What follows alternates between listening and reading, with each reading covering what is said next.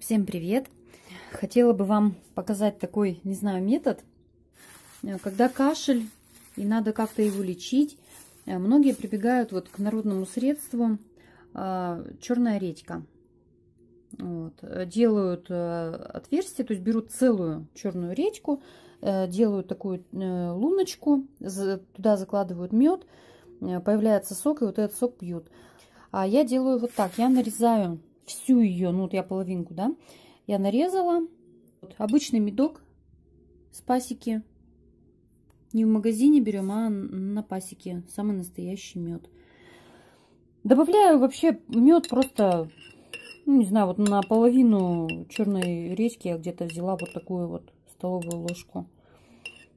И оно у меня постояло ночь. Вот это я рюмочку слила, чтобы принимать, так скажем, да, для лечения.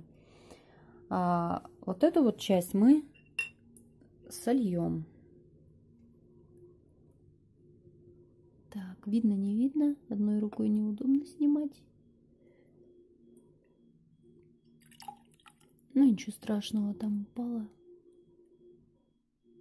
Неудобно держать. Вот. Принимать деткам можно, например, по чайной ложечке 3 раза в день. Взрослым, наверное, по столовой можно. Очень хорошее средство. Вот это вот то, что осталось у меня. Я сюда сейчас добавлю еще раз мед. Он хорошо вытянет на 2 раза, наверное. Еще вытянет все полезные вещества. Вот, я все буду сливать в эту баночку, хранить в холодильнике. Хранить можно, в принципе, долго. Ну, как долго? Я вообще иногда, бывает, замораживаю. Разливаю просто по формочкам и замораживаю. То есть, когда надо, просто размораживаю и использую. Также оставшиеся вот эти вот кусочки, я их съедаю просто. Беру и кушаю. Очень вкусно, кстати. Или добавляю в какие-нибудь жаркое, там, овощное, да, там, кабачки, например, перцы, помидорки и редьку, к примеру.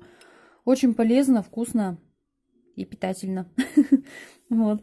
Если кому-то понравился мой метод, ставьте лайки, делитесь видео с друзьями, подписывайтесь на мой канал. Всем пока-пока!